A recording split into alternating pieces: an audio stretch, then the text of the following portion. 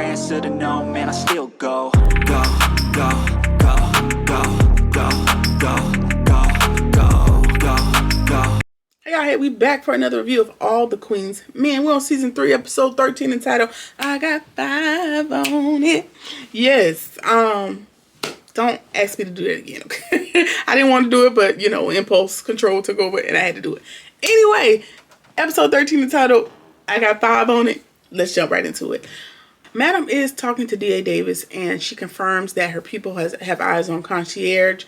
And so Madam hands her a little bit of money, you know, just to keep her talking, and tells her, like, hey, okay, you keep it that way. And asks her, like, hey, what else are you willing to do? And Madam tells her, no, D.A. Davis tells her, like, listen, I know some, oh, no. What else are you willing to do? Because I know some people that may have some use for an upcoming ex-cop. Because we know this is not going to work out well for D.A. Davis, and that she's going to be an ex-cop very soon. And so if you can prove your loyalty to me, then you may have a job in this underworld, you know, after retirement, forced retirement. And so she dangles a few more dollars in her face and asks her, like, hey, what else do you know? And she's like, I know that he has left Mexico, and he's now... He was in Mexico. He went to the Cayman, and he left there and went to the Cayman Islands, and he has plans to leave there soon to head back to Atlanta to the United States. And so we're working on getting his flight plans, and you know, very well, very good. You keep being useful, and I'll keep you alive. Let's just keep it that simple. And so we're gonna. D.A. Davis might be on the team. We'll see. The jury's still out. We'll see. All right. Blue tells Madam about Trouble and Champ getting their dumbass arrested last night. And now she has to go up front and address the crowd and let them know, you know, everyone's kind of confused. And she says, listen, she claims it was a mistake, and that she stands by her dancer, and she's going to work to get them back on the floor by tonight. But in the meantime, you know, y'all enjoy the dancers that are still here. We're going to get it worked out. Now, I don't think it's really going to work out that way, especially once she finds out that Jack is... no longer with us. So we know that it's a lie, but you're gonna have to save face, because there's just way too many people in here to be unsatisfied, and there's too much money to let walk out of the door. Trouble and Champ. I don't know who's the dumbest out of this pair here. And I don't think Champ knows the scope of who his boss is as well. Let's talk about it. So Trouble and Champ are in lockup. Not even fingerprinted and booked yet. Like, they ain't holding cell, child. They just got out the back of the doggone car. That's how fresh they are in the jail cell. They are singing too loudly to have been there for as short a time as they have been there. So, they're mad because they ain't even touched Jack. They ain't got nothing to do with that. And Champ reminds her, like, they checked the cameras and there was nothing on the cameras, so there's nothing leading them back to them. But now they're thinking that Rayshawn is the one that sold them out. Of course, by the end of the episode, we know that Tandy is the one that sold them up the creek. She had to give him a name, and so here you go. Here y'all are on a platter. And they're not trying to go down for him. And that's... A cop is walking by, and they decide to stop him and ask him for their free phone call and all this other good stuff. Again, you ain't been here long enough to even get to the phone and get your one free phone call. Calm down. For one,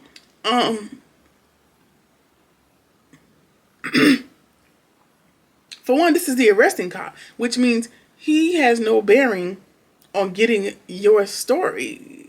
Like, the man just picked you up. This ain't even your prosecutor. You just finna give all this information to somebody that's not important to your case, but we're gonna go with it. So a cop is walking past, and Champ started blurting out, we innocent. We ain't had nothing to do with that. That was Rayshawn. Rayshawn killed that fool. Like, just spilling everything. Like, you didn't even be quiet long enough to see if Madam was gonna come get you out of jail. And then the fool's going to tell the whole story, you know, the way it happened. We went there to rob him. Rayshawn hit that man, like, straight up snitching to the first person that was willing to listen. And he was like, listen, okay, we'll let y'all go. But you have to sign a statement, you know, to attest to what you're saying to me right now. And they're like, nah, I ain't trying to sign no statements. And for me, if you was going to do all that doggone talking, you should have just signed a fucking statement. You should have just gone ahead and signed off on it and took your licking, whether it would have been in the justice system or by way of madam, because you already tied up in it because you wanted to be dumb anyway. But said all that to say, told everything but the full truth, the unadulterated truth, because then they denied the robbery part. And that's because, madam did them a favor in this instance by making them give that money back to Tandy. So I guess technically it wasn't a robbery because they gave the money back. I don't know, child. I think you can still do time even if you return the damn merchandise, right? I don't know. Let me know. Prosecutors, drop it down in the comments. How does that work? All right, moving on.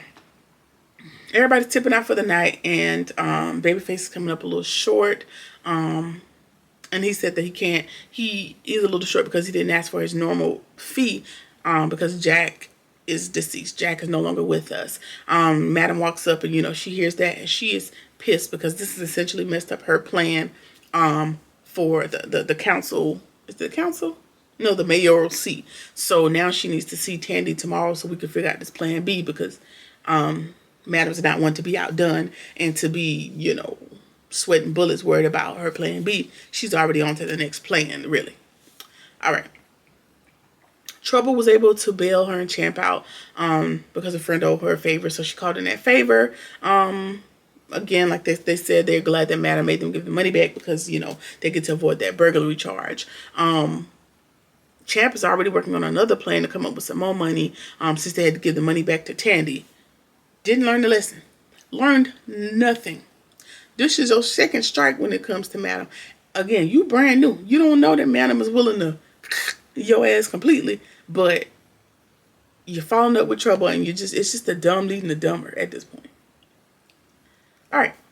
Madam drags Fuego to her office, and she knows that he's the one that helped Big D out of the basement. Like, cameras are everywhere. You knew that she was going to come looking for you, and he knew that she was going to come looking for her because he helped her set up a lot of the security system in the club.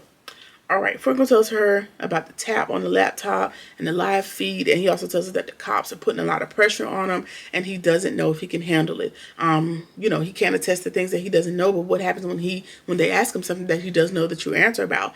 And Madam's like, well, you better shut the hell up. You just shut up and you let me handle it. You buy your loyalty, you buy your time.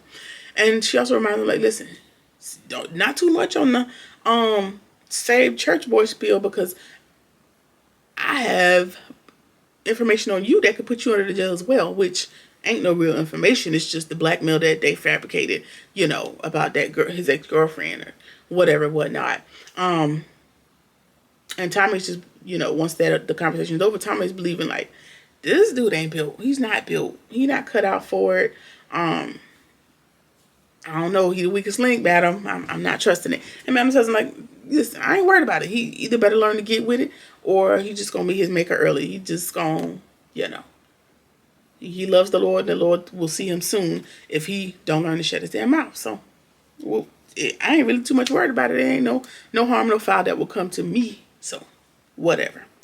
This is Madam's take on how that goes. All right, so Tandy goes to see Madam. They exchange their condolences for each of their losses, Madam's dad and Tandy's husband, Jack. Madam knows that Tandy is the one that gave the names to the cops. She also told the cops that they did not steal anything. Okay, I guess maybe she did them a favor. Madam has a job for Tandy. It's a very, very, very important job and a very big ask. But she needs for her to run for her husband's mayoral seat. And Tandy's like, girl, I don't know nothing about no politics. I'm just here to dance, and that's it. Like, I don't know anything about that. And so, she's like, listen, I need you to run. The staff already knows what the plans are. I'm sure she already got people in that facility that's going to be under her pay as well that can do what she wants to. But I need you to be in place because they know the plan that's going to best benefit me. Me as in Madam. Madam thinks that with her connections with the clubs and the community, she can get up enough votes for Tandy. And Tandy ain't really with it, but she don't really have that many choices as well. Because remember, Tandy, you about one more indiscretion from meeting the same fate as Jack, because you played in Madam's face quite a bit also. So this is your safest bet anyway. And so, yeah, so Madam's going to try to set her in place to try to get some more allies and some more people that are, that'll be gonna come an added layer of protection so she can continue running this enterprise and, run this city for real. So we're gonna see how that works out. Trouble gets the Champ, and Champ's idea for more money is robbing a local level 10-tier drug dealer. And by 10-tier, I mean like he ain't Frank Lucas. He like down here like running a little small operation during the day. And basically probably ain't even a drug dealer. He's like the guy that drops the money off to the stash house. Like he ain't even really that much. He's disposable. He's not that important of a part of the operation. He knows he's been watching him for a while, and he sees where the guy drops off the money every night. And Trouble's like, listen, that's small fry. That means we got to rob this sucker every week to get any money, that's going to be substantial. You got to think big. You need to be thinking big. And so Trouble's like, listen, I'm thinking about a stash house, the whole house, not just him taking that little bit of money, couple $1,000s to the house. I want to hit the actual stash house, because that's one big payday, one job, and it's not week to week, and it's a good amount of money that we can get all in one fatal swoop. And so that's what we really need to be working on. Again, the dumb leading the dumber, and nobody's really thinking that the block is currently hot. And I don't know if y'all remember Madam threatening y'all and saying that if Jack don't make it, neither shall you. So again, you should also be booking a trip to Guatemala to get the hell out of Dodge. But what do I know? Moving on. DA Rocks and Casanova, we're hoping that Tandy wins as well. So Tandy has a whole lot of people that want to put her in place, but the problem's going to come in is her loyalty is going to be divided, because DA Rocks is her homegirl, and so you willing to be in your homegirl's pocket a little bit to kind of do her favors. However, those favors are also going to contradict with the favors that Madam wants you to do. So who you going to go with? You going to ride with Madam, or you going to ride with your homegirl? We also know Tandy to be a double crosser, because, girl, you was over here scheming with the judge and with concierge's wife, trying to take Madam down. So, girl, I don't know. And mind you, Madam has already unalived concierge's wife and the judge. So you're the last part of the triangle that could very much be taken off the map. So you're gonna have to tread very lightly. Anyway, she knows that her friend Tandy's gonna be in her pocket, and she can run Tandy's every move, which is gonna in turn let them hire more of their people to come in and cushion them and make sure that their jobs are safe. However, in exchange, Casanova needs to bury anything that could come up about Jack or Tandy so that she can definitely win. So, he's going to have to work that behind the scenes. Tommy knows that Tandy's the type to run a double cross, and he warns Madam, like, listen, you need to keep your good eye on her. But Madam warns her, like, listen, I ain't never not got no blackmail, information on nobody. I got the video of her in VIP being with my dancers, and just a lot of her indiscretions that have been recorded. So I ain't too worried about it. I'm gonna go down with the ship type stuff. Like if she go down, I go. So I ain't worried about her. All right, she gets home, and Tandy gets home, and Babyface is deep in Call of Duty. So much so he barely realizes that she's there. All he really wants to know is, you done cashed in the life insurance policy yet? Like, girl, where's that money? I need that money. If you know the movie, drop it in the comments. Anyway, he's looking for the insurance payout, and he's wondering, like, girl, when we gonna get this money? When can I get my little Maserati or whatever car he was saying? And again, Tandy's no fool. He knows exactly why she's there, and she's willing to do it. Make him a little boy toy for right now, but calm down, because you're making a whole lot of plans for somebody else's money, and I need you to just calm down. Like she tells him, like, listen, the block is hot. My husband just died. Nobody needs to know that we kicking it, that you living up in here parlaying and shit. You need to calm down, and then once I win the mayoral seat, then we'll talk about your Maserati. We'll talk about it then. So in the meantime, you just keep giving me that good love, and I'll keep breaking you off your little allowance. So okay, I guess. All right, D.A. Davis calls Madam and tells her that Tandy and D.A. Rocks are friends. Madam, again, she's always, 4 or 5 steps ahead. She's like, girl, tell me something I don't know. And that D.A. Rocks might be able to control her when she's in office.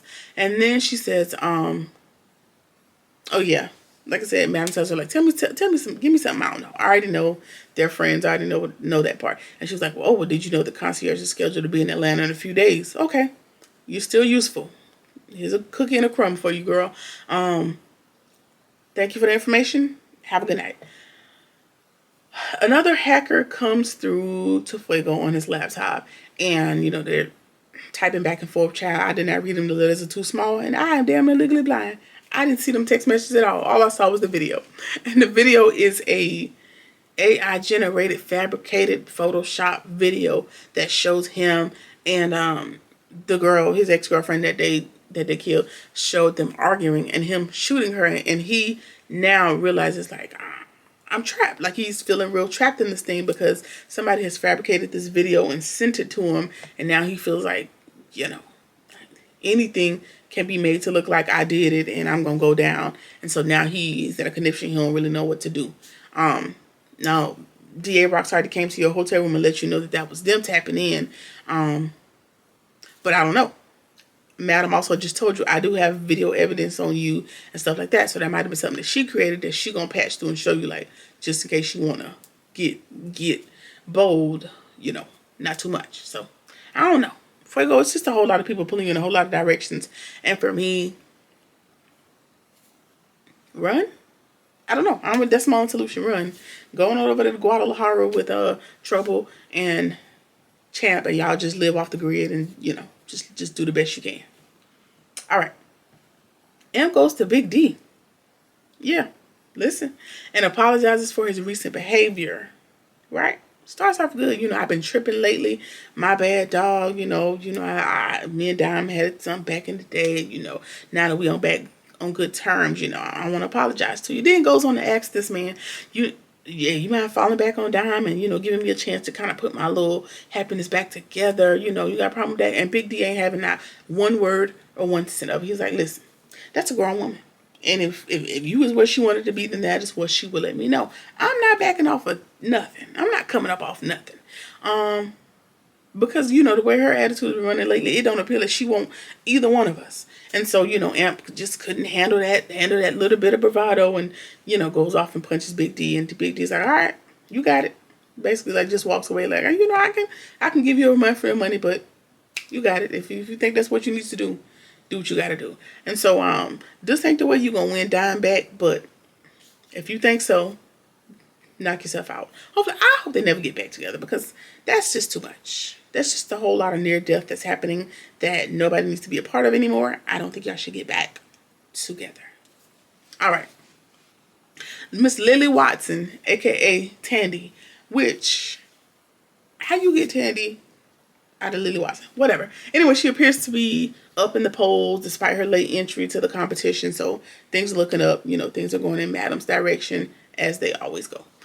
Fuego is trying to head home and a black van pops out. Two masked people are out and they're beating him up, trying to make him get in the van.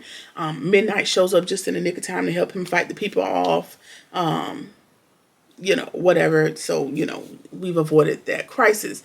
But Midnight does remind him like, hey, I don't care, what they do. I know they're trying to get you to turn. Don't turn on Madam. No matter what you do, you keep throwing them off. I don't care what they throw at you. Your job is to be loyal to Madam. He goes to unlock his car and the shit blows up. Somebody is trying to get Fuego off the map. And I just feel like that's his Cassandra. That's her name. I feel like that's his ex-girlfriend, Cassandra, the girl that ended up dead. Maybe that's her parents, because who else has a vested interest in blowing you off the map? It's probably her people. So, I don't know. I'm sure we'll find out in the next couple episodes. That's about it. So we're going to see if Tandy gets in the mayor's office and try to, maybe try to flex on Madam a little bit. I just feel like she would do that because she's really powerless when it comes to Madam, and that's going to give her a little bit more power, a little bit more even playing field. We'll see what happens. Either way, that's been season 3, episode 13. Let me know what you think about the episode. Let's talk about it in the comments. Like, comment, share, subscribe, or whatever that you feel like doing. I'll see you in the next one. Peace. Even when you feel low, you can still go. Even when you feel slow, you can still go. Even when there's no hope, you can still go. I never answer to no, man, I still